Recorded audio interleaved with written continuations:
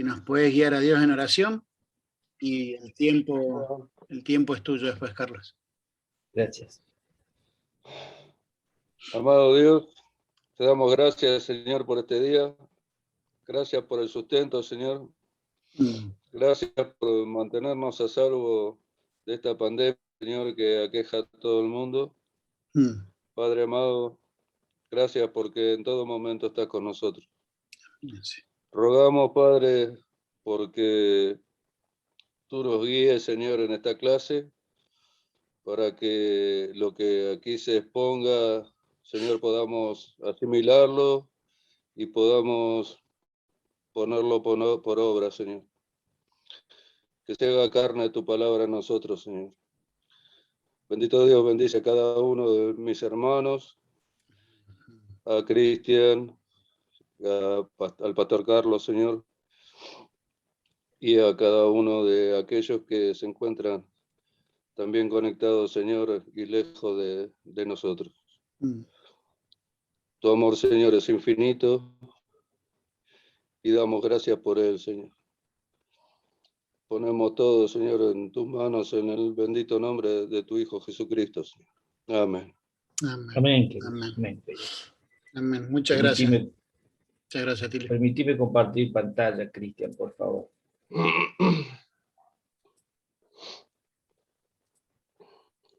¿Cómo están?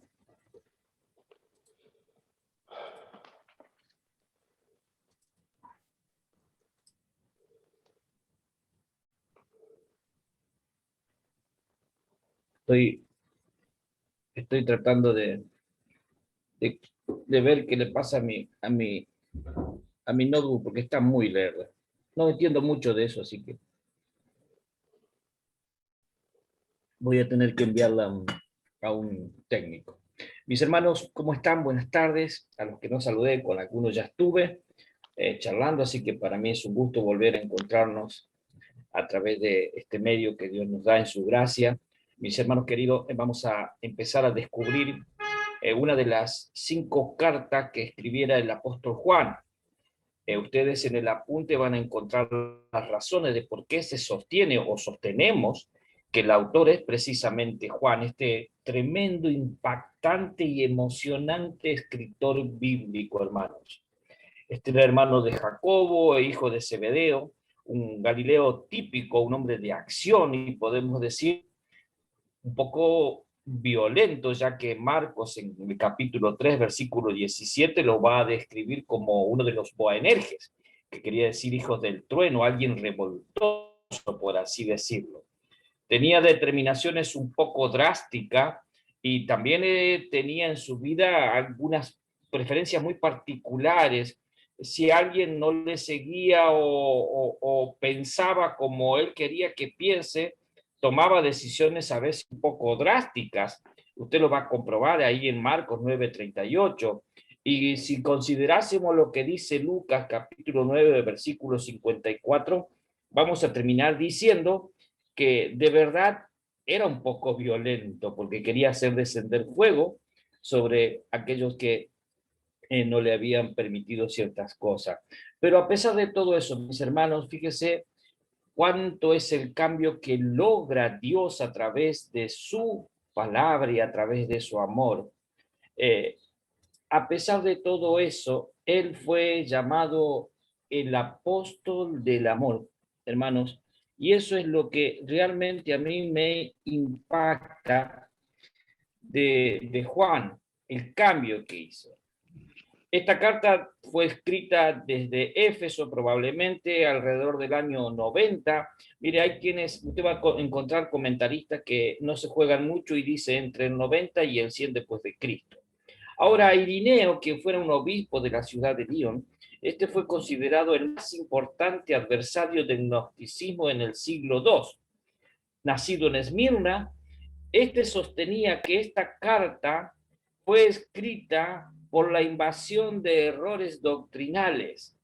En forma especial, usted ya lo tuvo en pantalla, el gnosticismo.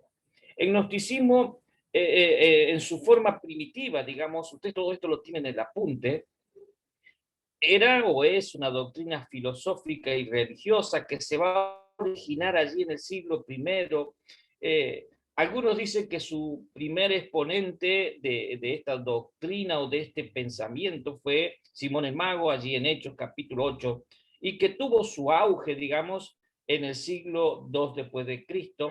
Estos tomaban de otras doctrinas que le interesaban, no le importaban mucho el origen de esas doctrinas, y cuando, digamos, la tomaban como sí, y en un momento trató de incorporar en su sistema enseñanzas cristianas.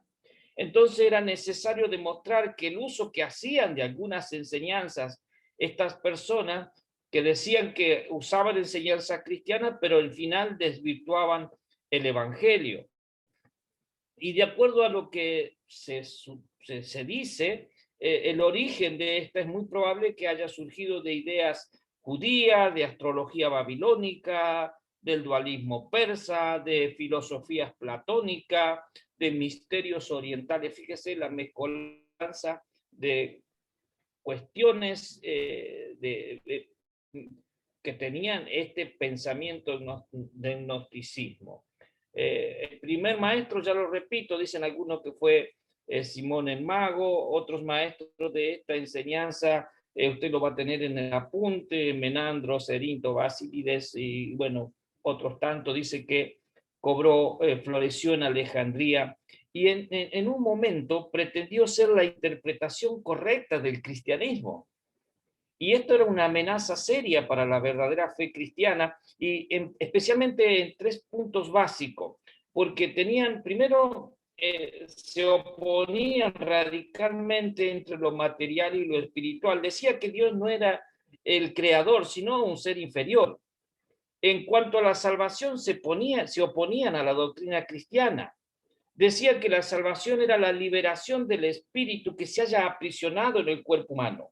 El espíritu era una sustancia divina que cayó por alguna razón y quedó preso en el mundo material. Y para que se produzca la liberación, la salvación, el espíritu debe poseer un conocimiento especial, intelectual.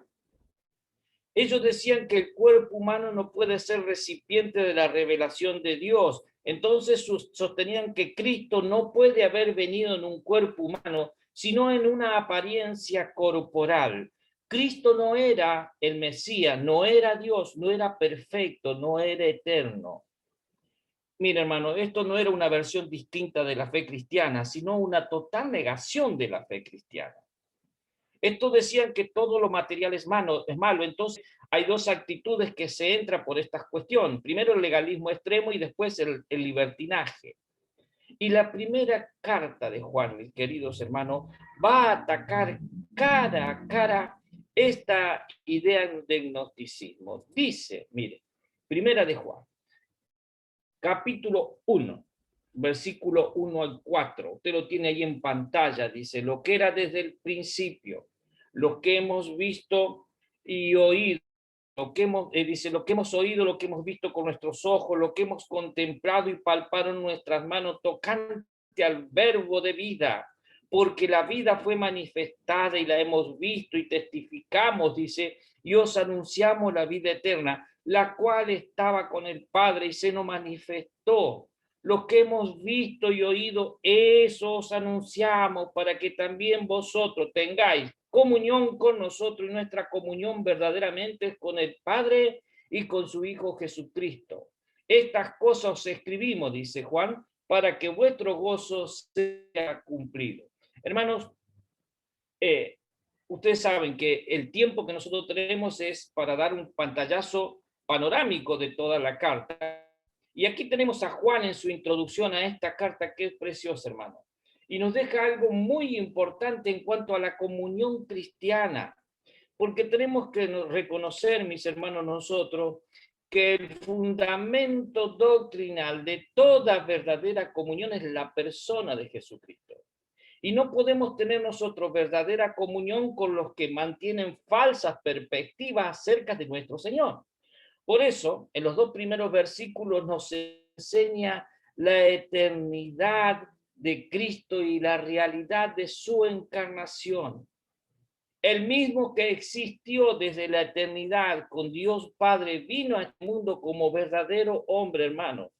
Y los apóstoles le oyeron, lo vieron con sus ojos, lo contemplaron con profunda meditación y admiración. Y entonces Juan puede afirmar que el verbo de vida no fue una ilusión pasajera como sostenía el gnosticismo, sino una verdadera persona en un cuerpo de carne y hueso, bien humano, mis queridos hermanos.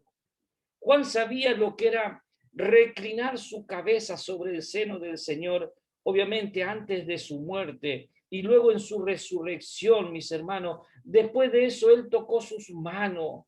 Podía notar las huellas de los clavos, de que él era el verbo hecho carne, Dios manifestado en carne. Y eso derriba el pensamiento del gnóstico. Miren, es interesante lo que Spurgeon dijo en cuanto a esta ideología humana. Mire, Spurgeon sostenía esto. Bueno, dice, el agnóstico es una expresión griega por una latina que dice ignoramus. Interesante, ¿no?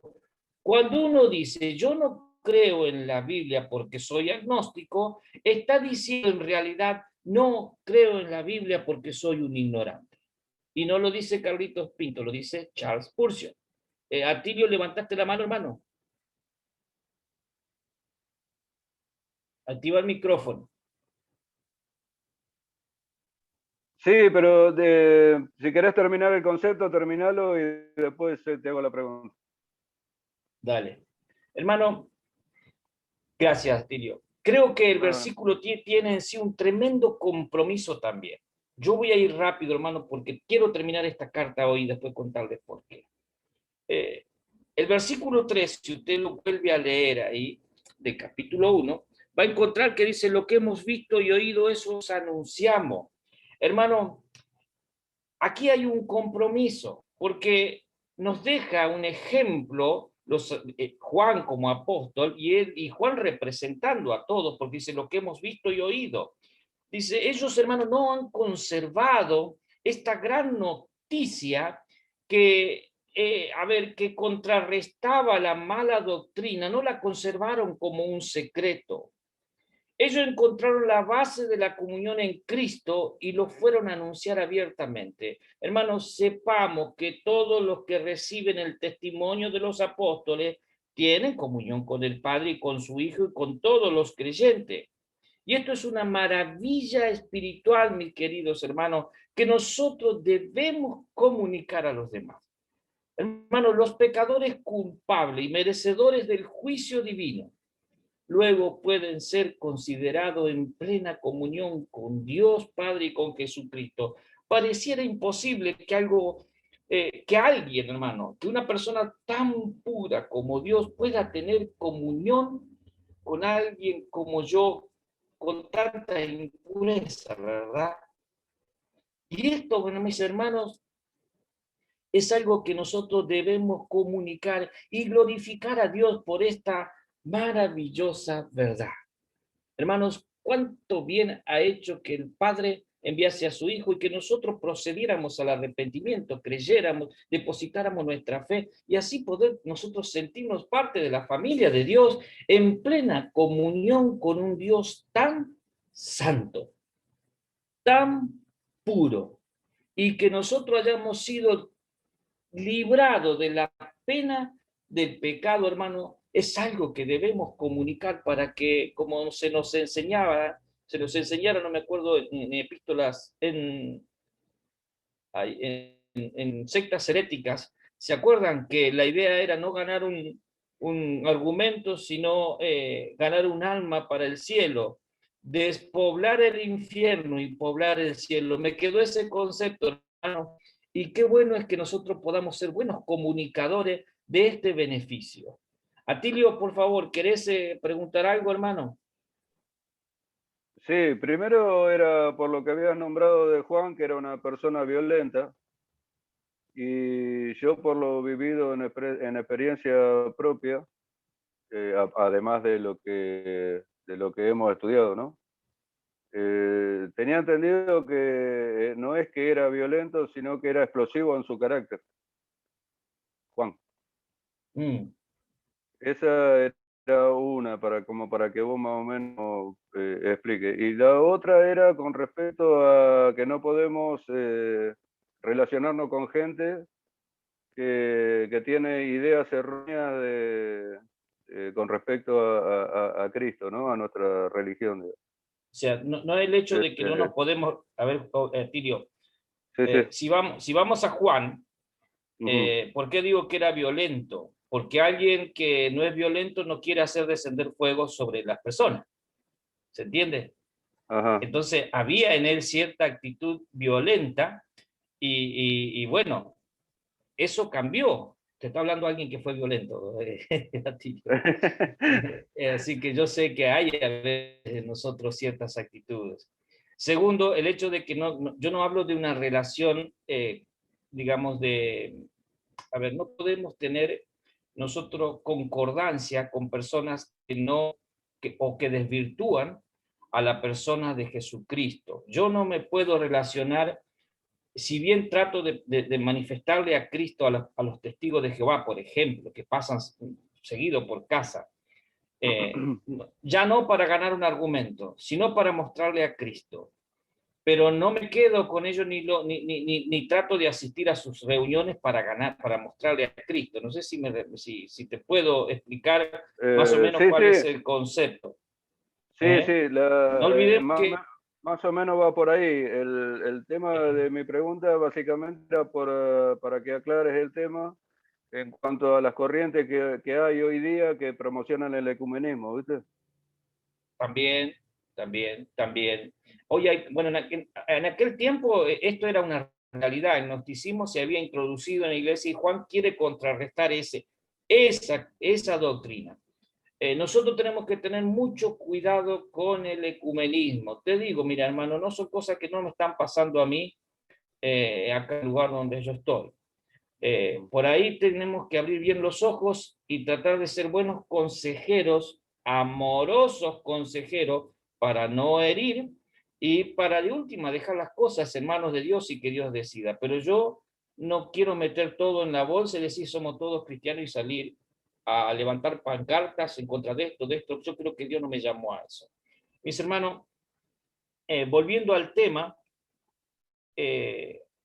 Juan le va a escribir, ustedes si se acuerdan el versículo 4 va a decir para que el gozo sea cumplido. Mira hermano, el mundo no puede dar o tener gozo pleno y permanente.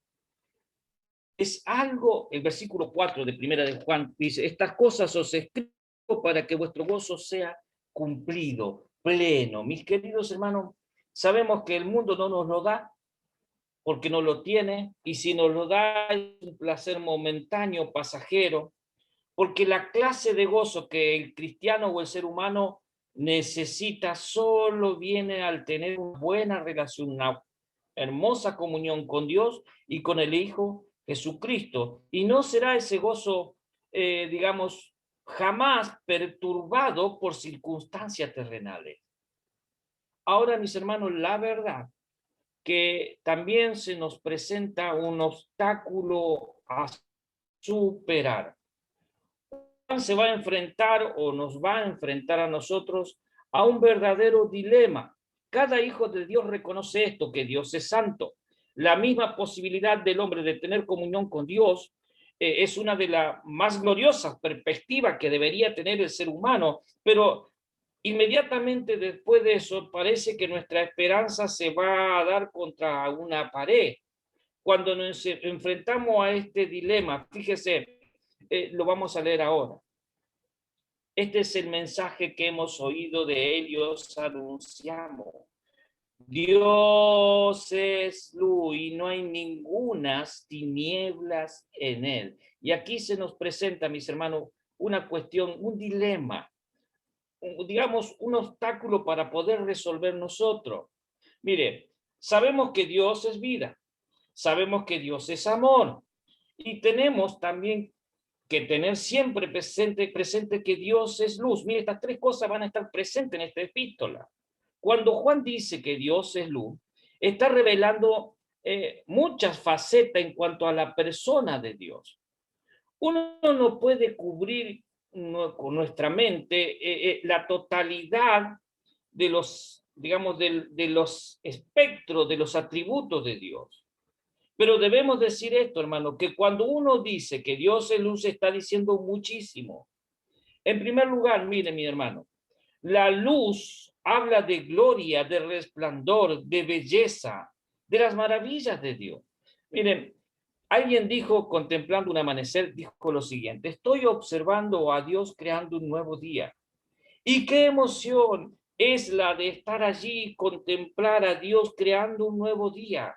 Ese resplandor, esa luminosidad. Dios es luz, dice. Un momento antes era tiniebla, pero de pronto aparece el sol allí en el horizonte y se nos presenta un resplandor de un día glorioso. Mis hermanos, ahora otra cosa en cuanto a la luz. La luz se revela a sí misma, la luz puede verse, pero se difunde a sí misma. Ella ilumina las tinieblas, se puede revelar. Permite, hermanos, que nosotros podamos ver nuestras manos y se ensucian. Y, digamos, podemos mirarla y saber que necesitamos lavarnos las manos, pero si no hubiéramos tenido, no hubiese luz, no tuviésemos luz, entonces no podemos ver, y lo mismo pasa con nuestro pecado. La luz revela, mis hermanos, se revela a sí misma y puede dejarnos ver. ¿Sabe qué? La luz revela los defectos y las impurezas. Un escritor expresó esto: nuestros pensamientos están abiertos a tu mirada y desnudo ante tu vista. Nuestros pecados secretos se ven a la luz de tu semblante puro. Y esta frase de Schaffer, mire, es impresionante. Ese pecado secreto aquí en la tierra es un escándalo abierto en el cielo, porque nuestros pecados están delante de él, porque Dios es luz. Hermanos, la luz guía a los hombres, señala el camino. La luz en el horizonte nos guía a nosotros a animarnos a continuar marchando hacia la meta. Dios es luz, hermano. Nosotros somos pequeñas criaturas que por gracia pudimos darnos cuenta, por la luz que el Espíritu Santo nos encendió y la palabra fue quitando esas tinieblas, y nosotros pudimos entender que era necesario lavarnos de nuestra suciedad en Cristo. Hermanos, somos pequeñas criaturas llenas de pecado. Estábamos totalmente, mis hermanos, alejados de la posibilidad de ser hijos de Dios. Sin la gracia de Dios para salvarnos, no seríamos más que personas caminando, muertos solamente caminando. Una criatura contra Dios, mis hermanos, y sin nada bueno para nosotros. Y Dios ha presentado esto de manera muy clara. Él no encuentra nada bueno en el hombre, mis hermanos. El apóstol dice, Pablo, ¿se acuerda de ahí en Romanos capítulo 7? Dice, y yo sé que en mí, esto es en mi carne, no mora el bien. Y después va a decir en el capítulo 3, no hay justo ni aún uno, no hay nadie que tenga, mis hermanos, una bondad innata en la vida. Nosotros no la teníamos. Todos estábamos en rebelión contra Dios. Y la rebelión es la parte particular del ser humano. Romanos 8:7 dice, por cuanto los designios de la carne son enemistad contra Dios, porque no se sujetan a la ley de Dios, ni tampoco pueden. Estamos en un problema. Primera de Juan va a decir, mis hermanos, si decimos que tenemos comunión con él y andamos en tinieblas, mentimos y no practicamos la verdad. Y seguimos estando empantanados. ¿Cómo solucionó esto? Hermanos, decir algo diferente a lo que Juan nos propone, nos dice aquí, encima nos trata de mentiroso. Esto es tremendo, mis hermanos. Hermanos, si hay un pecado en mi vida, entonces no estoy andando con él. Bueno, ¿cómo hace? Porque todos nosotros tenemos pecado en nuestra vida, eso lo sabemos, todos nosotros tenemos en nuestra vida falta.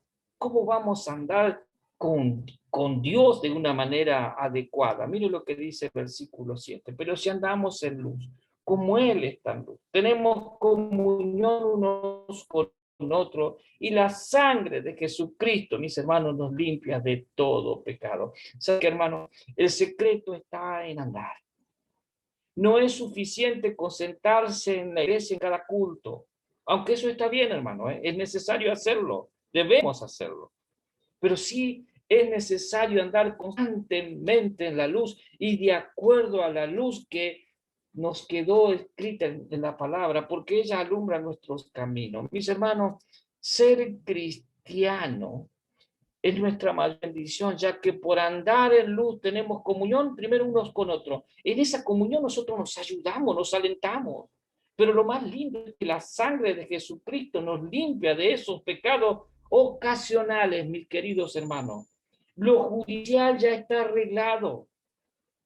Ninguna condenación hay para los que están en Cristo Jesús, Romanos 8:1. Hermanos, no hay pérdida de salvación, pero sí hay una restitución a la comunión interrumpida luego de la confesión y de haberse apartado de los pecados. Hermanos, sepamos que Dios siempre llama al arrepentimiento.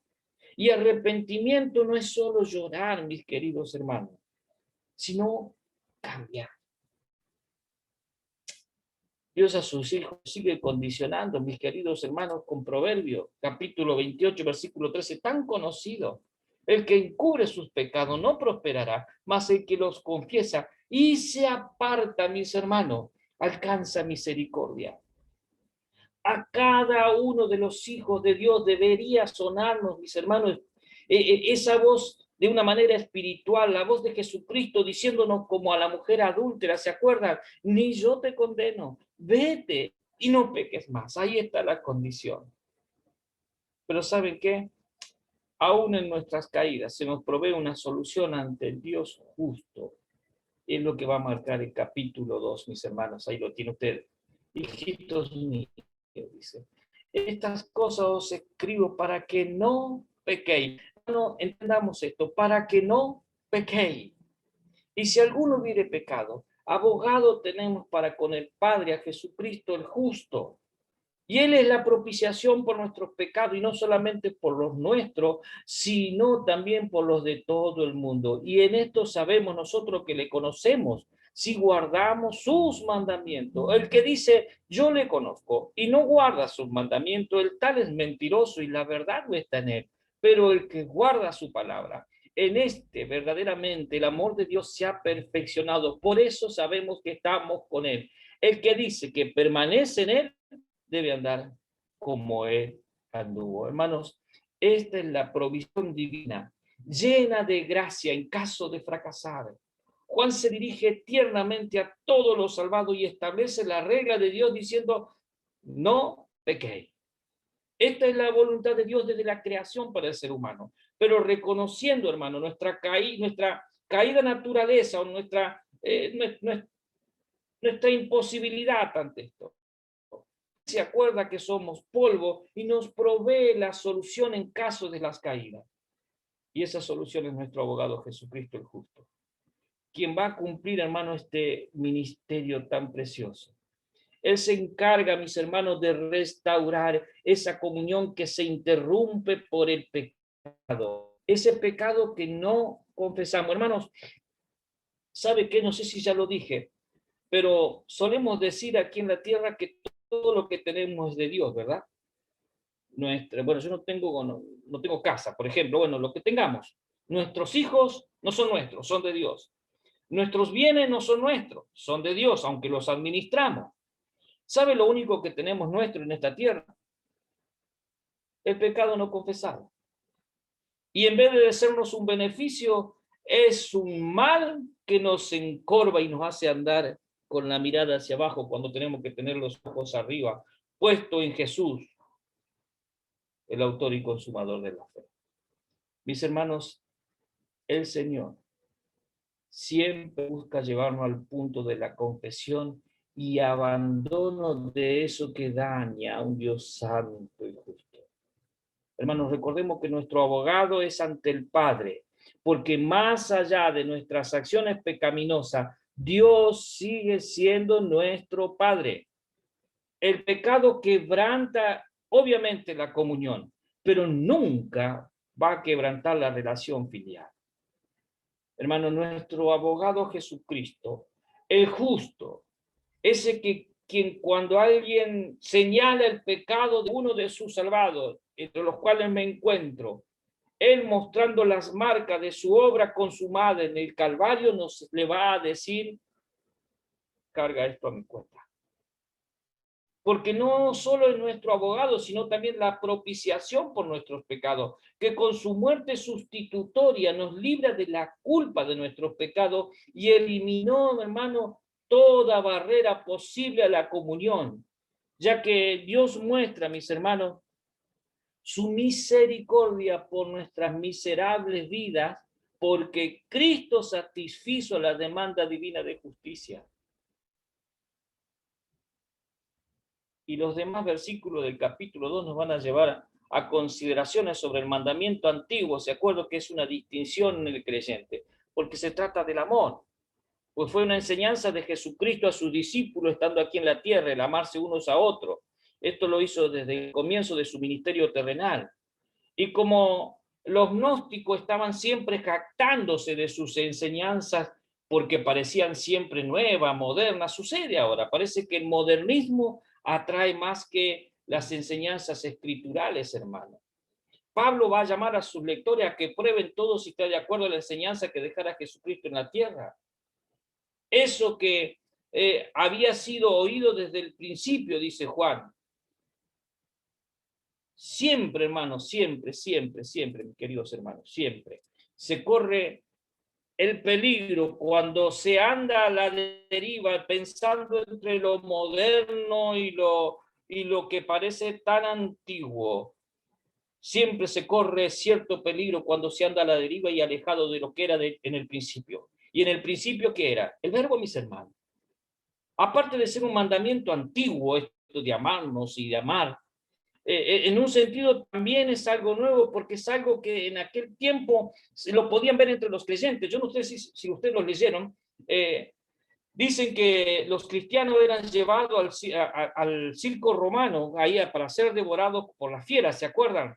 Se abrían, estos hermanos se tomaban, digo hermanos porque eran hermanos nuestros, hermanos, se abrazaban y oraban y cantaban. Y a medida que venían las fieras y sacaba uno, ellos se volvían a abrazar y seguían ahí firmes, pero se iban perdiendo vida. Y la gente se quedaba admirada y ¿sabe qué decía? Mirad cómo se aman. Porque perdían sus vidas por no negar su fe, pero abrazados, hermano.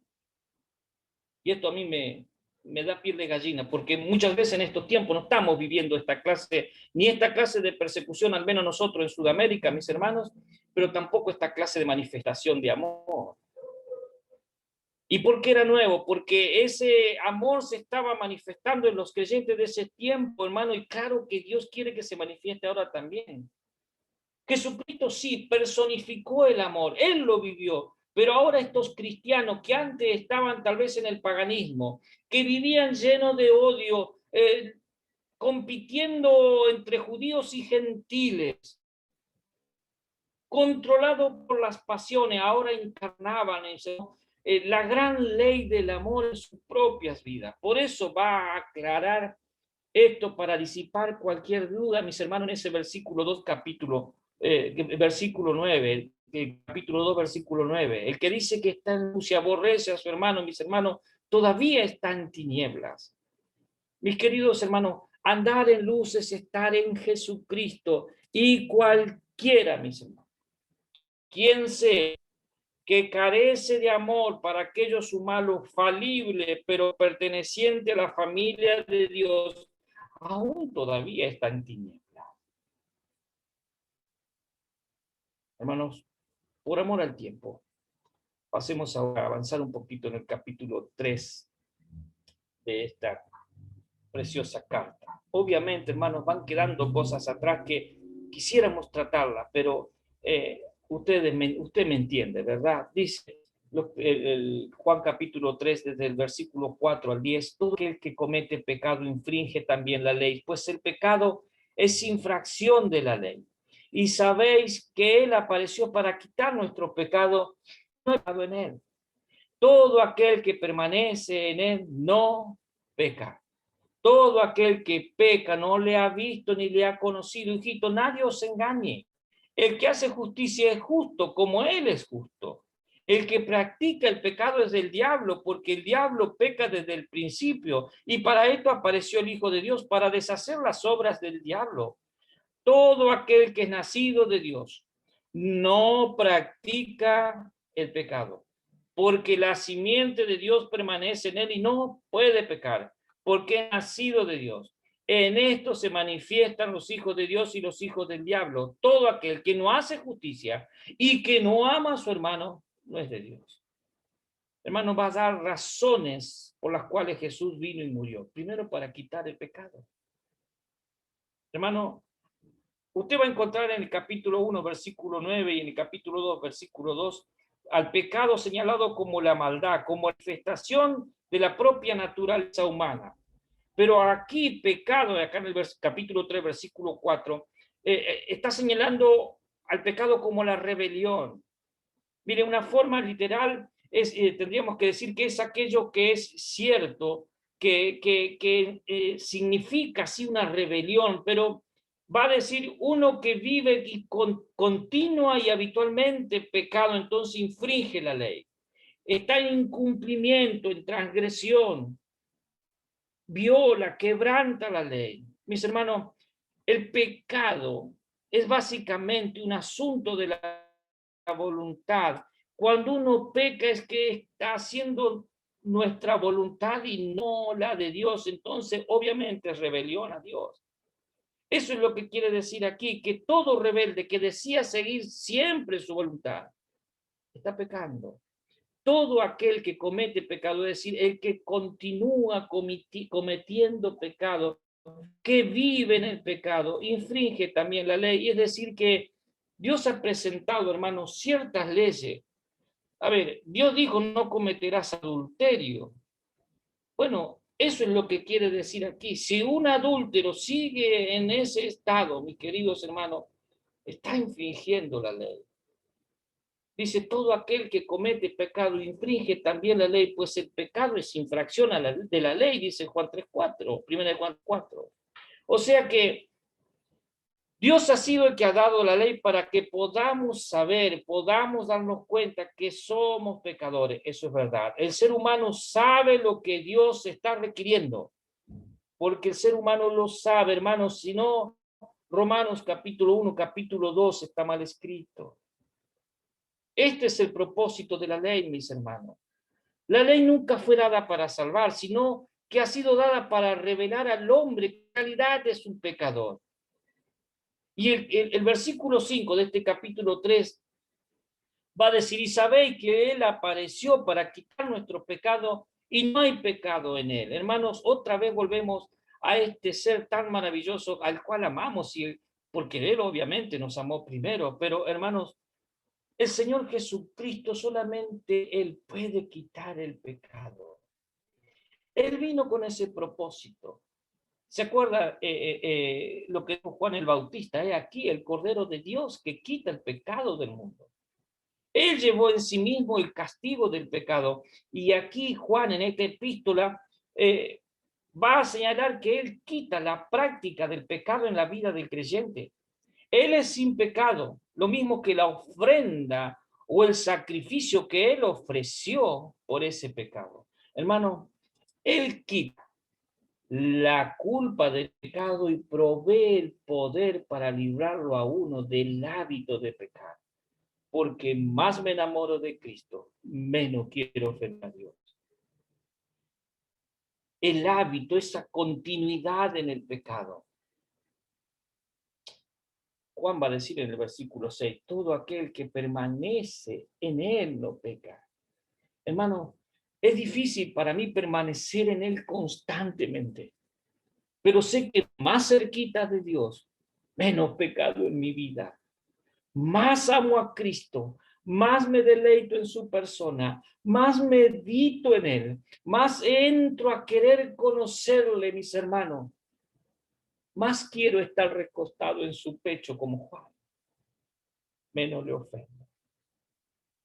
Hermano, nuestra naturaleza cuando se mimetiza con Cristo, entonces va a evitar el pecado.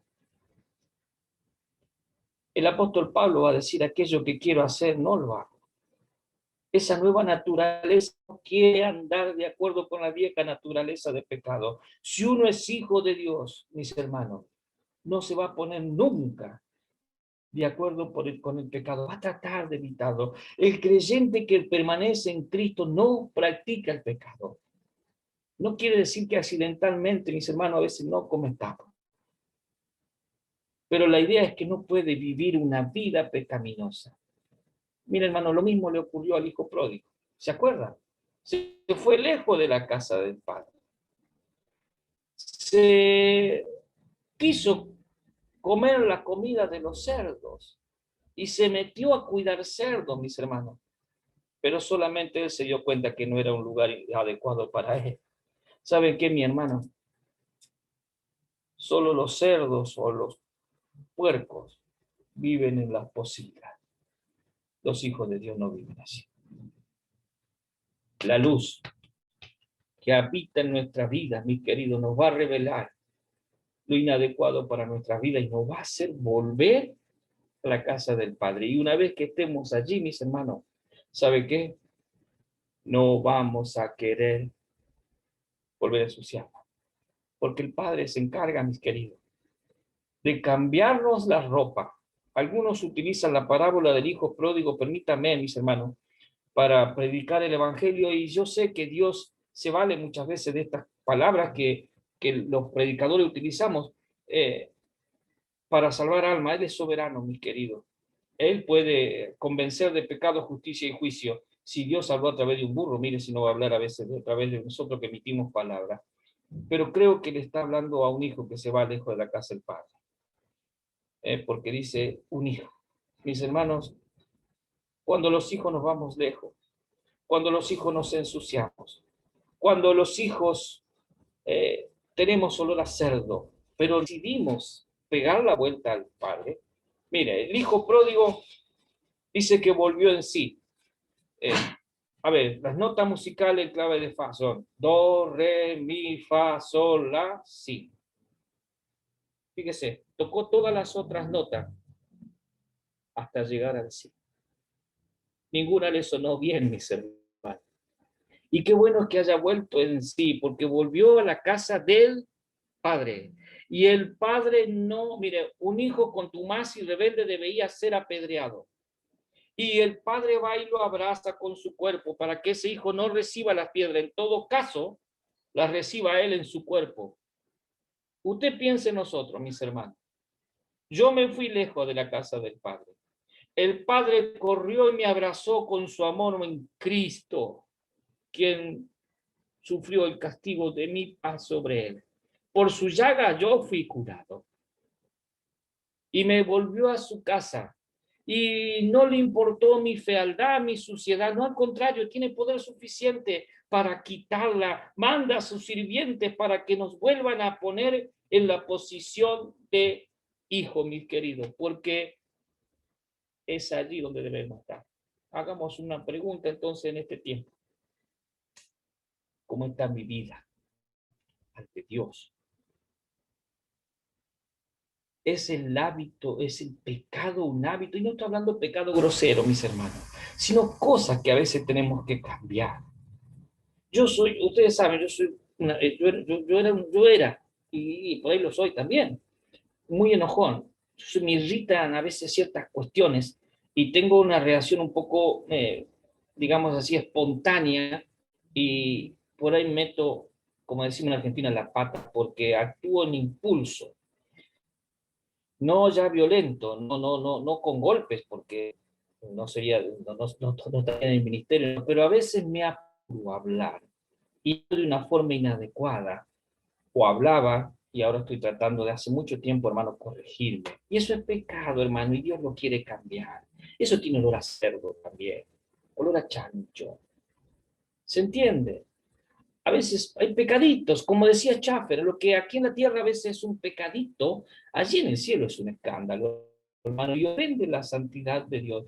Gracias a nuestro abogado Jesucristo, el Padre nos limpia de todo pecado. Mis hermanos queridos, que este tiempo que hemos utilizado para este primer módulo, Dios haya vuelto a hablar a nuestras vidas y nos haya vuelto a desafiar a estar cerquita de Cristo, a no vivir en una rebelión constante, porque, mis hermanos, nosotros debemos andar como Él anduvo aquí en la tierra. Y si usted va al libro de Hechos, creo que dice que Él anduvo haciendo que bienes. No estamos para otra cosa. Aunque amando más, muchas veces hemos amado menos, mis hermanos, pero esforcemos cada día en amar más. Primero a Dios para no dañarlo. Y cuando amemos a Dios con todo nuestro corazón, con toda nuestra alma y con toda nuestra mente, ni cuenta nos vamos a dar y nos vamos a estar amando unos a otros. Y los demás podrán ver cómo nos amamos y creerán en ese Padre amoroso que tenemos, que no nos quiere en una pocilga, nos quiere en su casa, donde hay abundancia de alimento espiritual. Hermanos, paramos aquí, ¿les parece? ¿Alguna pregunta? ¿Algún ustedes quieran hacer? Soy todo oído. Y si puedo, le contesto, y si no, les digo, lo estudio y después se lo mando por WhatsApp. No, tal vez para, no para desviar, pero sí para orar. También allí el pastor Roosberg, su esposa está teniendo también una situación delicada en cuanto a salud, ¿verdad? Y también está en un embarazo, ¿verdad? Sería bueno poder orar por ella también. Y hace un rato estuve hablando con mi vieja y está con neumonía y la está pasando bastante mal. Ya hace unos 8 días que viene. Entonces, nada más, aprovechar y pedir, no desviando, porque está bien claro, ¿verdad? Y como muchas veces, ¿no? Ese pecadito, ¿no? Es un gran escándalo. Esas pequeñas zorras son las que van echando a perder todo el viñedo, ¿no? Pero sí también pedirte de poder orar por esas dos cosas, por esas dos personas también, ¿no?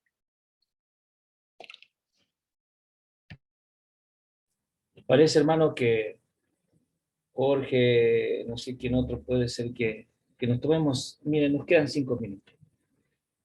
Y pesa el corazón a veces. Mire, yo no tengo, mi madre falleció hace un tiempo, mi padre falleció cuando yo tenía 11 años. Mis hermanos están lejos, por causa de la obra estoy bastante lejos de mi lugar de nacimiento, de mis afectos, digamos, personales. Y entiendo que Cristian también está un poco lejos. Y a veces eso. Mire, el otro día falleció la mamá de un gran siervo de Dios que está cerca, no aquí de aquí, pero lo conozco bastante porque estuvimos compartiendo bastante. Tal vez ustedes lo sintieron nombrar.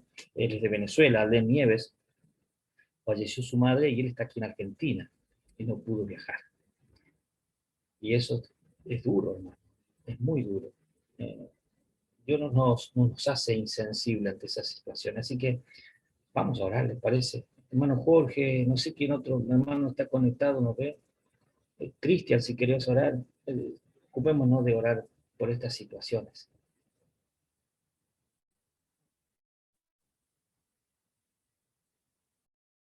Dale con todo, Jorge. Oramos. Amado Padre Celestial, gracias Señor por estar en comunión a través de este medio, unos cuantos hermanos, escudriñando esta preciosa epístola de Juan, el discípulo amado, y como hemos visto algunas características de él, nos asociamos, o yo me asocio mucho a lo que decía nuestro hermano y a lo de Juan. A veces nuestro carácter, nuestro temperamento, es lo que nos juega en contra de la vieja naturaleza. Y, oh Padre, nos arrepentimos muchas veces de haber hablado, haber reaccionado en una forma áspera. Y Señor, pedimos que como escuchamos cada vez podamos vivir más cerca tuyo, porque así, oh Señor, realmente es la forma en que nos damos cuenta cuando vayamos a abrir nuestros labios, cuando vayamos a tomar una actitud incorrecta que pueda hablar mal de cómo eres tú, porque te representamos aquí abajo. Señor, ayúdanos en esta tarea, en el día a día, de vivir cerca tuyo, Señor, y de bueno, tener un espíritu humilde de arrodillarnos, pedir perdón, disculparnos contigo y con la persona que sea, también a quien hayamos ofendido, que podamos abatir ese orgullo nato en nosotros y aprender a ser humildes. Y Padre, entiendo también la preocupación de Cristian y del otro hermano ante enfermedades difíciles de familiares directos. Oh Dios, ese dolor o de ocupación, pedimos que puedan descansarlo en ti, Señor, y tú puedas ocuparte de estas personas queridas, como la mamá de Cristian al estar lejos, y el familiar de este otro hermano también. Nuestro Dios, que tú estés en esta situación para que se haga tu voluntad y que, si es posible, pase ese momento de preocupación y de dolor, restaurando, Señor, la salud de ellas, y también usando eso para glorificarte, Padre, en sus vidas y en la familia también, oh Señor. Seguimos dejando este tiempo junto para que nos sigas edificando en nombre de Cristo Jesús. Amén, Señor. Amén.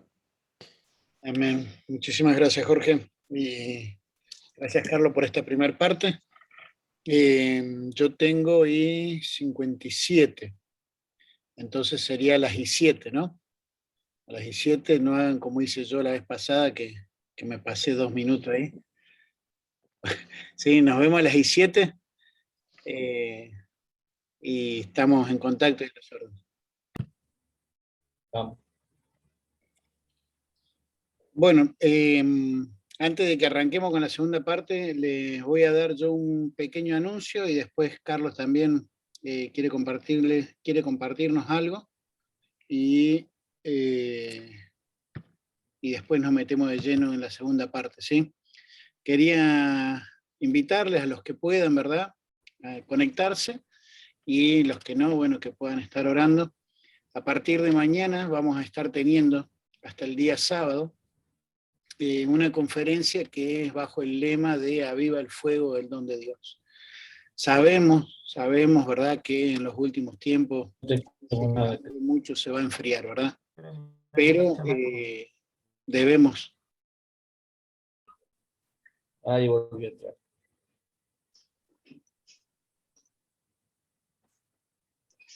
Audio. Ahora tenés el audio muteado, Cristian. Ahí va. Perdón, se me fue Ahí el está. internet, no ha estado funcionando bien estos días, pero ya aproveché ahí a poder cambiarlo también al internet del celular. Les decía de que a partir de mañana vamos a estar teniendo esta conferencia. Un poco el objetivo es buscar reactivarnos y avivarnos, ¿verdad?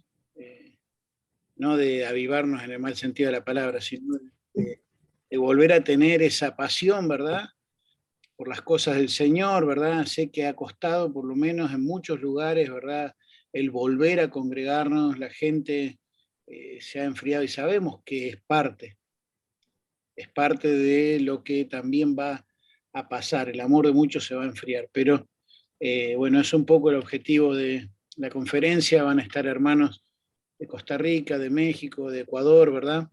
Y bueno, animarles a que puedan conectarse y a aquel que no pueda, que puedan estar orando, ¿verdad? Para que sea un tiempo de bendición. ¿Sí? Y bueno, Carlos. Gracias, Cristian. Hermanos, yo también tengo que comentarle algo rápidamente sobre la materia. Al final le voy a estar dejando un pedido de oración también. Bueno, ustedes se acuerdan que la última clase sería la semana que viene. Yo voy a tratar de terminar en este tiempo, primera de Juan, dar los capítulos que restan. Y Cristian le he pedido, por causa de mi ministerio, que se haga cargo de la clase que viene. Pero ustedes tienen que preparar, ¿se acuerdan? Una breve reflexión sobre algunos de los siguientes temas. El gozo de la prueba, ¿se acuerda? Santiago, capítulo 1. Sabios, entendidos y comprometidos, Santiago capítulo 3, versículo 13. Ustedes lo tienen esto en la currícula. El pecado de la omisión, ¿se acuerdan? Santiago capítulo 4, versículo 17. Y después sobre Juan, 1 de Juan capítulo 4, versículo 18, el amor que quita el temor. Algunos de esos temas ustedes tienen que elegir para preparar una corta exposición y ocupar un corto tiempito, digamos, de que Cristian va a dar. No sé cuánto va a necesitar él para poder desarrollar la enseñanza de las dos clases, ya eso le corresponde a él. Y si Cristian lo sube, lo voy a estar viendo, hermano, simplemente para escucharlo y ¿sabe qué? Para poder nutrirme con lo que Dios le habla a usted. Porque a veces el ser repetitivo, nosotros como loros nos lleva a irnos en la vorágine de la enseñanza y no a escuchar a otros. Y a mí me encanta escuchar a otros, hermano, y aprender de otros. Entonces, de esa manera yo me nutro. Así que al final le voy a estar compartiendo por qué yo no puedo estar en la clase, porque le voy a compartir también alguna foto para que estén orando de mi familia, si ustedes así me lo permiten. Voy a compartir pantalla, hermano. No sé si usted ya la tiene ahí. ¿La está viendo o no? Entonces no. A ver, quiero compartir pantalla. Permítame. Estoy haciendo mal. Acá es. De acá está habilitado. Sí, no, yo estaba haciendo mal, Cristian. Ahí estamos. Hermanos, terminamos del módulo pasado, bueno, el módulo recién, pensando obviamente en la práctica del pecado y sobre todo sobre el versículo 6 del capítulo 3, que dice que todo aquel que peca, que permanece en él, no peca. Hermanos, permanecer implica tener comunión con él, y esta comunión nos guarda obviamente de desobedecer deliberadamente la palabra de Dios, como veníamos hablando. Una persona que peca deliberadamente y habitualmente manifiesta obviamente que no conoce a Cristo, entonces no puede obviamente permanecer en él. Hermanos, usted tiene esa frase ahí que dice, no nos engañemos, el fruto del justo es vida justa. Ahora el versículo 8 dice que para esto aparece, 7 y 8, para esto apareció Jesucristo para deshacer las obras del diablo. Hermano, a ver, si un hombre, esto es lógica, conoce a Dios, lo va a obedecer, y si pertenece al pueblo de Dios, es hijo de Dios, lo va a obedecer. Ahora, si pertenece al diablo, va a obedecer a este. Presenta un contraste, Juan, aquí, que es Cristo, que no tiene pecado, y el diablo, que no puede hacer otra cosa sino pecar. Ahora, Jesucristo vino para deshacer, para quitar las obras del diablo. Ahora, hermano, entendamos algo también, que esto no quiere decir aniquilamiento, no es aniquilar. La idea es que le resta eficacia, lo hace inoperante. Escuché hace poco un hermano decir que nosotros hemos vencido al diablo. ¿Usted cree eso? Jamás, hermano, jamás. Al contrario, nosotros hemos sido vencidos por Satanás. Quien venció al diablo es Cristo. Nosotros, hermano, el diablo nos gana, como decimos aquí en Argentina, a goleada. Mire, Satanás, hermano, no ha sido eliminado, pero sí su poder disminuido y sus armas debilitadas. No pueden tener efecto en nuestras vidas cuando permanecemos en Cristo.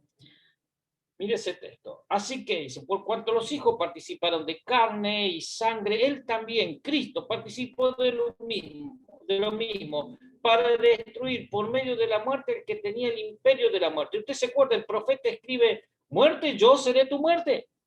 Y dice, esto es el diablo, y librar a todos los que por el temor de la muerte estaban durante toda la vida sujetos a servidumbre. Hermano, si el Hijo os libertare, seréis verdaderamente libres. Entonces, hoy nosotros somos libres de las influencias, si queremos, si permanecemos, si nos acercamos, si vivimos, mis hermanos, si estamos cerquita de Él, si estamos cada día más comprometidos con Él. Hermanos, Satanás no tiene entonces así poder sobre nuestras vidas. Miren, Satanás puede ganarnos una batalla, pero ella perdió la guerra. Jamás podrá competir con el poder de Dios, pero sí con nosotros, hermano. No pequemos a veces de confiado. El versículo 9 vuelve a destacar la imposibilidad de que uno que sea nacido de Dios pueda persistir en la práctica del pecado. Juan desea que se haga notorio, que nosotros notemos el contraste entre el nuevo hombre creado según Dios y el no regenerado. Hermano, el creyente no tiene el pecado como hábito porque la simiente de Dios permanece en él. Cuando decidimos creer, el Espíritu Santo de Dios viene a morar en nosotros y así manifestarnos luz a través de la palabra de Dios para que no pequemos. Y si lo hacemos, hermanos, conocemos la solución y la condición de no volverlo a hacer. El versículo 10 nos va a enseñar que en Dios no hay términos medios, hermano. El que no practica justicia no es de Dios. Si hay algo que va a distinguir a los hijos de Dios es la práctica de una vida justa. Es fácil y a veces no. ¿Sabe por qué? Porque por ahí vamos y yo tengo los negocios aquí cerquita y a veces se equivocan en darme un vuelto y yo me doy cuenta. ¿Y qué tengo que hacer? Eso es justicia, hermano. Algunos dirán, pero mirá que eso es sonso, ¿no? Y para el mundo sí, pero para Dios es claro ejemplo de una vida justa. Esto es un ejemplo, hermano, ¿no? Hay tantas otras cosas que a veces en los negocios, por eso no somos llamados a enredarnos en los negocios de la vida, porque esta vida mundanal, este sistema mundanal nos enrieda a veces y nos hace cometer injusticias. Queremos pagar a veces menos de lo que las cosas en realidad valen. Yo soy tan malo para los negocios, hermano, que yo no peleo un precio. Si llamo a alguien a hacer algo en casa, le digo, ¿cuánto me cobra? Bueno, si me lo vas a hacer bien, listo, eso es lo que tu trabajo vale. Hay un hermano que es electricista y viene a arreglarme y no me quiere cobrar, porque yo soy pastor.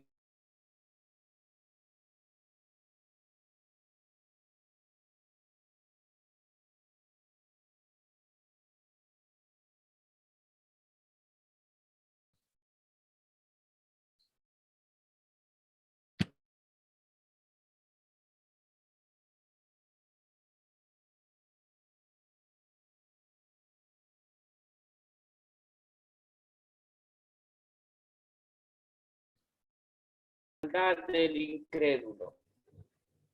Y esto se resiente por ser evidenciado, mis hermanos. Se enojan, se enervan. Y en lugar de cambiar su conducta, van a tratar de hacer desaparecer lo que pone en evidencia su mala vida. Entonces actúan de una manera irrazonable. Mire, hermano, es como si alguien quisiera romper una escuadra o una regla porque le está mostrando la doctrina, la línea torcida. Usted se acuerda cuando íbamos al colegio, a veces yo quería subrayar a mano porque pensaba que por no quería buscar la regla. Hermano, el hecho no tenía que enojarme con la regla, me tenía que enojar con mí mismo por no saber utilizarla. Y estas personas, cuando su vida es evidenciada por lo contrario, van a tratar de hacer todo, mis hermanos, para que no haya evidencias. El 14, hermano, va a mostrar la evidencia de una vida que ha pasado de muerte a vida, porque ama a sus hermanos. Y esto es así debido a que a una persona salvada por Cristo cambia instantáneamente su actitud hacia los demás cristianos. Esa es una manera de tener la certidumbre, mis hermanos, de que nosotros somos salvos. Mis hermanos, yo no sé si a usted le pasó, pero yo me quedé en la iglesia, primera iglesia donde yo nací como cristiano, durante por lo menos 2 meses antes de hacer manifestación de fe, pero fue porque me amaron de verdad. Y mi amigo, mi hermano, que todavía somos amigos y somos obviamente hermanos en Cristo, fue amigo para siempre. Ahora estamos lejos, obviamente. Pero el amor que hay en nosotros, mis hermanos, a veces pareciera que no, pero es real. Entonces, cuando Cristo entra al corazón, la actitud hacia aquellas personas raras que nosotros lo veíamos como locos, cambia y empezamos a amarnos. Mis hermanos, alguien que no ame a un verdadero hijo de Dios puede pretender ser cristiano, pero las escrituras dice que permanece en la muerte. El versículo 15, mis hermanos, va a revelar que a los ojos del mundo el odio no es algo malo, pero Dios lo llama homicidio. Aunque no se lleve adelante el acto homicida, Juan dice que con aborrecer a la persona o al hermano ya cometió un homicidio.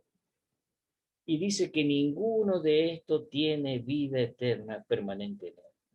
Hermano, esto no es seguridad de que un homicida no pueda ser salvado. Solo quiere decir que un hombre aborrecedor de su semejante es un potencial homicida y no es salvo aún. Esto puede cambiar, mis hermanos, cuando Cristo entra al corazón. Desde el versículo 16 al 18 nos va a desafiar a la demostración práctica del amor como lo hizo nuestro ejemplo mayor, que es Jesucristo. Hermano, mire, dice, en esto hemos conocido el amor, en que Él puso su vida por nosotros. También nosotros debemos poner nuestra vida por los hermanos. Pero el que tiene bienes de este mundo y ve a su hermano tener necesidad y cierra contra él su corazón, ¿cómo mora el amor de Dios en él? Y otra vez esa palabra tan cariñosa de Juan, hijitos míos, no amemos de palabra ni de lengua, sino de hechos y en verdad. ¿Se acuerda de Santiago?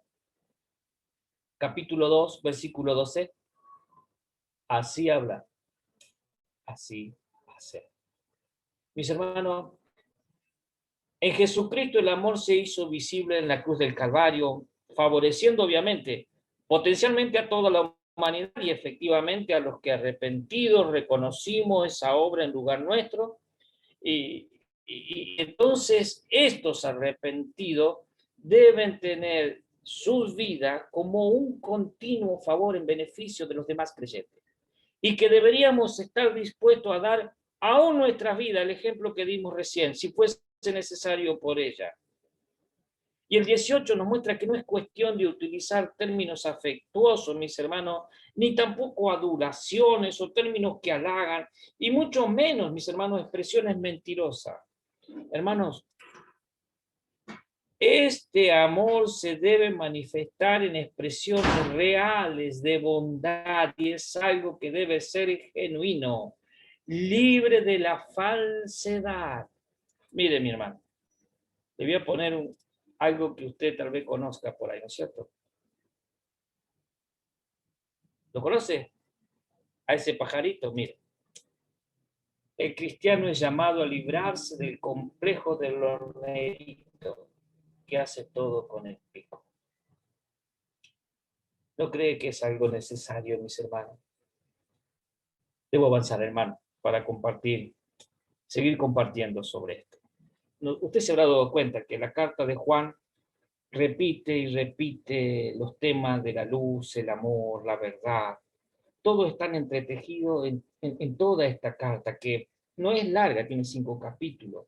Pero, hermano, es interesante el capítulo 4 que dice que va a afirmar, va a decir enfáticamente que quien ha nacido de Dios lo demuestra por su amor. Mire, Juan capítulo 4 dice, amado, no creáis a todo espíritu, sino probad los espíritus si son de Dios, porque muchos falsos profetas han salido por el mundo. En esto conoced el Espíritu de Dios. Todo espíritu que confiesa que Jesucristo ha venido en carne es de Dios. Hermano, y todo espíritu que no confiesa que Jesucristo ha venido en carne no es de Dios. Y este es el espíritu del anticristo. Acuérdense que el capítulo 2 también habla del anticristo, el cual vosotros habéis oído que viene y que ahora ya está en el mundo. Hijito, dice, vosotros sois de Dios y lo habéis vencido, porque mayor es el que está en vosotros que el que está en el mundo. Ellos son del mundo, pero por eso hablan del mundo, y el mundo los oye. Nosotros somos de Dios. El que conoce a Dios nos oye, y el que no es de Dios no nos oye. En esto conocemos el espíritu de verdad y el espíritu del error. Y Juan va a recordar, hermanos, que hay otro espíritu en el mundo hoy. Dios desea hacer una advertencia como le hacía a aquellos cristianos con una petición tan importante el apóstol Pablo. ¿Se acuerdan a los cristianos de Filipenses ahí precisamente en este texto? Y esto pido en oración, que vuestro amor abunde aún más en ciencia y en todo conocimiento. Hermano, hay probabilidad de que los creyentes verdaderos sean engañados por cualquiera que venga y diga que es un creyente, y hay muchos que no lo son. Por eso, hermanos, a ver, el amor debe abundar, pero también debe haber conocimiento de ciencia y en todo lo demás para poder discernir y no confiar en todo espíritu. Juan está haciendo referencia probablemente a los maestros, aunque no de manera exclusiva. Hermanos, tenemos que saber que no es suficiente con que alguien hable acerca de la Biblia, de Dios y de Jesús. Eso no es suficiente garantía de cristianismo. Es necesario probar si los espíritus proceden de Dios, ya que muchos falsos profetas han salido por el mundo. Y estas son personas que dicen aceptar al cristianismo, pero muchas veces enseñan un evangelio diferente. Y usted vea, mis hermanos, considere las pantallas televisivas y va a ver los showman que hay hoy en día. Y Juan va a dar las pruebas reales de por qué se deben estos hombres someter a prueba y saber que, hermanos queridos, todo espíritu que confiesa que Jesucristo ha venido en carne procede de Dios. Acuérdese, está atacando Juan en el contexto, está atacando al gnosticismo. Pero aquí es donde comienza todo, mis hermanos. En ese ser que nace en Belén. Allí comienza, hermano, la encarnación de Cristo. Hermano, el Calvario y la tumba de ese jardín donde fue sepultado Cristo no va a tener significado a no ser que Él sea quien dijo ser, a no ser que Él sea el Dios hombre.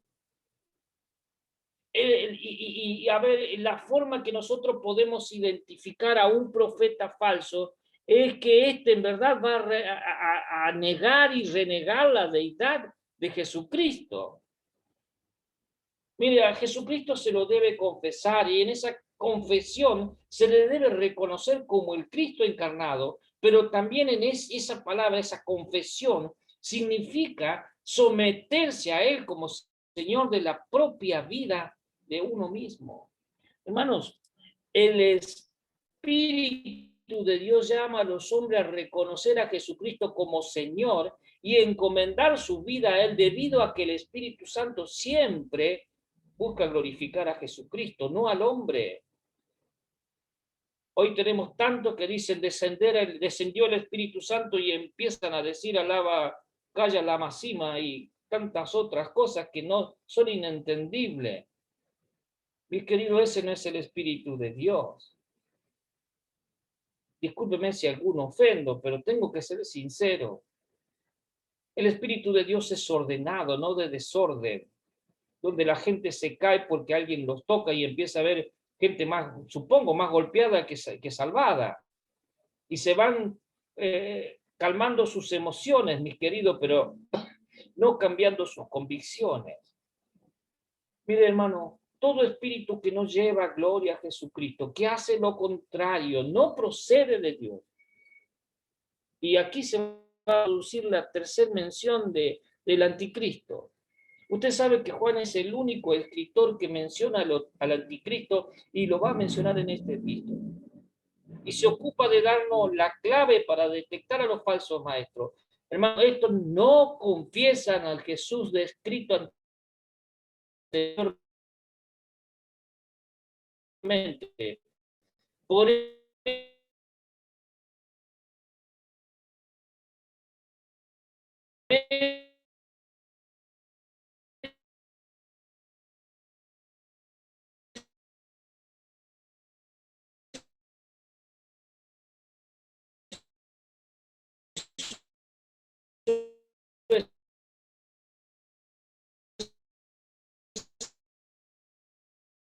Espíritu nos confrontaron y quitaron. Y ahora esto no es por nos capacita para detectar, hermanos, el error y rehusar escucharlo. Usted me va a decir, está loco. Yo rehuso a veces escucharlo. Ellos son del mundo, hermano, por eso hablan del mundo y el mundo obviamente los oye. Es decir, estos falsos maestros tienen muchísima gente que siguen las sectas, mis hermanos. Usted vea por televisión. Hermano, esos cultos de hoy en día están creciendo mucho más que el número de creyentes. ¿Por qué? Porque tienen la ventaja de que esto agrame. Nosotros no tenemos, hermano, no debemos ser como el ketchup. ¿Conocen el ketchup? Obviamente.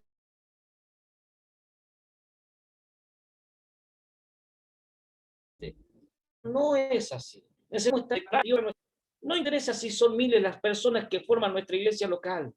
No interesa cuántos vengan, si son muchos o pocos. Más allá de que anima, hermano, cuando son muchos. Créame que sí, mis hermanos. Lo interesante es que la palabra de Dios sea presentada. Y que sea presentada, mis hermanos, en el poder de una Biblia, mis queridos. Mire, Dios se vale de vasos de todo tipo. Alto, bajo, de cristal más rudo, de cristal más fino. Pueden estar quebrajeados, pueden estar, mis hermanos, a veces un poco tal vez manchados, pero ¿saben qué?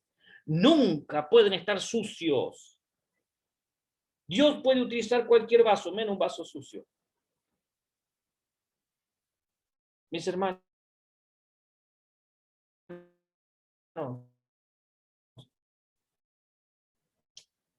más allá de que anime, a veces no es sinónimo de calidad. No siempre, mis hermanos. Ya hay congregaciones de doctrina muy sana que son grandísimas y agradezco a Dios por eso. Pero a veces no somos pocos, parece, hermanos, ocupémonos de lo que nos toca. Enseñar la palabra de Dios fielmente. Ese es el ministerio principal que nosotros tenemos. Mire, nosotros somos de Dios. El que no conoce a Dios, el que conoce a Dios, hermano, nos va a oír. Él se va a encargar de buscar eso. A veces creemos que tenemos que tener muchos discípulos. Hermano, yo soy una persona que me encariño tanto con los discípulos y que pongo tanto y a veces después termino un poco dolido, pero no tendría que ser así. Pido perdón a Dios porque al final yo lo estoy guiando, pero no haciendo mío. Veo que a veces con los discípulos les tomamos cierto cariño y creemos que son nuestros hijos y no, son personas individuales que después en un momento tenemos que soltar la mano porque le quitamos las muletas para que aprendan a andar. Hermano, pero si son de Dios nos van a oír siempre. Tengo un matrimonio de la comunidad boliviana, Sisto y Eli. Hermosos hijos de Dios, hermano. Hermosos. Son el mejor regalo que he tenido en el Río Primero desde que vine. Su vida ha cambiado tanto. Tienen un amor por Dios, una fidelidad a Dios. Ellos tienen don de servicio, sirven en silencio. Miren, mis hermanos, es un lujo poder haber sido al menos un poquito unos guías de eso. Los amo con todo mi corazón, pero ahora ya andan solitos. Ya no necesitan al pastor que los esté apuntalando continuamente y pechando para que arranque. Ya se hicieron cargo de un montón de ministerios solos. Y eso anima, mis hermanos. Ahora, no todos son como Sisto y él, ¿sí? Entonces, mis queridos hermanos, tenemos que saber que los que son de Dios, los que conocen a Dios, nos van a oír. Una nueva criatura en Cristo, un hijo verdadero de Dios, va a aceptar las enseñanzas que se vierten según la doctrina de los apóstoles. Hermanos, los que son de Dios no van a rechazar las enseñanzas o las doctrinas fundamentales, fundantes del Nuevo Testamento. No van a andar añadiendo ni quitando, adulterando así las Escrituras. Sigo, mis queridos hermanos. Versículo 7, vuelve otra vez al amor. Amados, amémonos unos a otros, porque el amor es de Dios. Todo aquel que ama es nacido de Dios y conoce a Dios.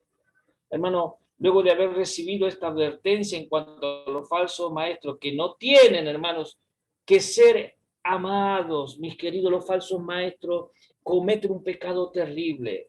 Y tenemos que decir eso claramente. Nosotros, al menos yo, mi hermano, no voy a orar para la prosperidad espiritual de un falso maestro.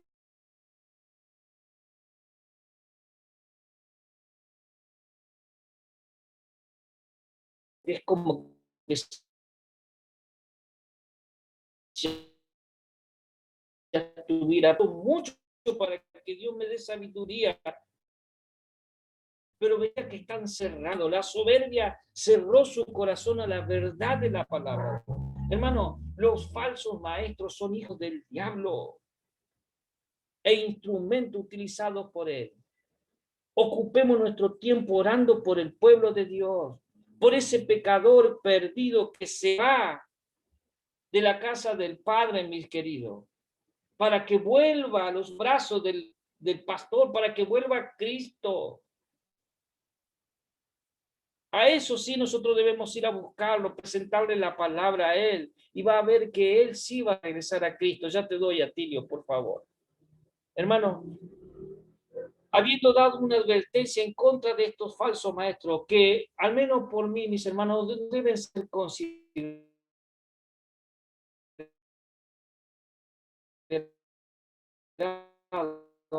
Repetimos que los que deben amarse a los otros.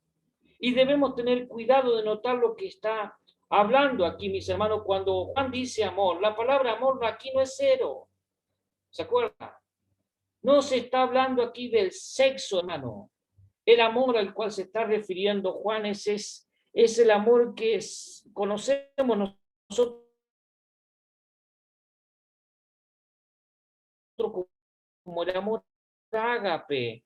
¿Sabe qué? No es algo, es un amor sobrenatural que solo se logra cuando uno se entrega a Cristo, mis hermanos. No es el amor del tome y traiga, no. Es el amor que se da desinteresadamente, sin esperar nada a cambio. Solo el Espíritu de Dios puede hacer eso real, mis hermanos, y verdadero, amén, al menos en mi vida. El amor de Dios, mis hermanos, es el que se derrama en nuestros corazones. Y solo el Espíritu de Dios puede darnos la habilidad de poder extender ese amor a los demás. Mis hermanos, ese es el amor de Dios. Y va a decir, mis hermanos, el versículo 8, tan conocido. El que no ama, mis hermanos, no ha conocido a Dios, porque Dios es amor. El que no ama de la manera como Dios amó. Porque muchas veces no consideramos como Dios nos amó y nos medimos entre seres humanos. Cuando no nos medimos con la regla, el metro de Dios es Jesucristo, mi querido. ¿Se da cuenta, mis hermanos, la calidad de amor que tenemos que tener entre nosotros? Miren, mi hermano, no sé si en esta vida nos volveremos a ver alguna vez. Quiera Dios que sí. Pero no nos vamos a dejar de amar nunca. Al menos de mi parte. Los rostros a mí no se me borran. Me puedo olvidar del nombre, le puedo cambiar el nombre, tal vez de acá a un tiempo, si lo vuelvo a ver. Pero difícilmente me voy a olvidar de su rostro. Hermanos queridos, ¿sabe qué? Lo que nunca debe cambiar en nosotros es el amor que nos sentimos. Ese amor que solamente Dios puede poner en nuestro corazón por el Espíritu de Dios. El que no ama, mis hermanos, no ha conocido a Dios. Y nosotros estamos viendo aquí que sí le conocemos. Hermano, vayamos al capítulo 5 para terminar, mis hermanos, porque todo el que es nacido de Dios vence al mundo, y esta es la victoria que ha vencido al mundo, nuestra fe. ¿Quién es el que vence al mundo sino el que cree que Jesús es el Hijo de Dios? Y aquí se nos presenta, hermano, esa fe victoriosa, esa fe que vence al mundo, este sistema mundanal que nos presenta como algo monstruoso, como un artificio de constantes tentaciones, siempre tratando de alejarnos de nuestro corazón de Dios y de todo lo que es eterno, siempre tratando de distraernos con lo temporal y con lo sensual, hermano. Ahora, como esta es una carta, hermano, que confronta la mala doctrina gnóstica que sostenía que básicamente Jesús no era el Mesías ni era Dios, porque decían que el cuerpo humano, ¿se acuerdan?, no puede ser vehículo de la revelación de Dios. Entonces, Juan le hace esta manifestación, él va a hacer que la fe en esta oportunidad sea una verdadera prueba, sea una prueba esencial de que en verdad Cristo era un ser divino y que nosotros por poner esta fe en Él podemos considerarnos engendrados por Dios. El que cree, mis hermanos, es nacido de Dios y ahí está la fe victoriosa. Solo el hombre que es nacido, cuando digo hombre me estoy refiriendo a la raza humana, solo el humano que es nacido de Dios verdaderamente vence al mundo, porque la fe, mis hermanos, puede elevarse por encima de las cosas perecederas de este mundo y contemplar las cosas de acuerdo a la eternidad. ¿Se acuerda lo que dice Hebreos?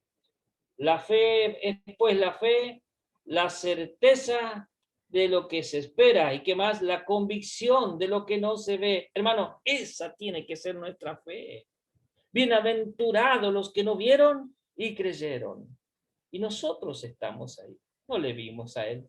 No podemos decir lo que oímos, lo que contemplaron nuestros ojos, lo que palparon nuestra mano, no lo podemos decir, mis hermanos, pero a través de los ojos de la fe podemos contemplar y amar a nuestro amado Salvador. Hermano, el que verdaderamente vence a este mundo no es el científico, no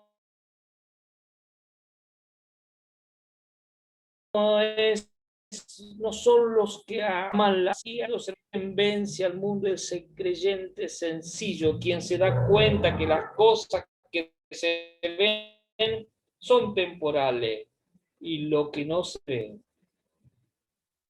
contemplan por fe, son eternas.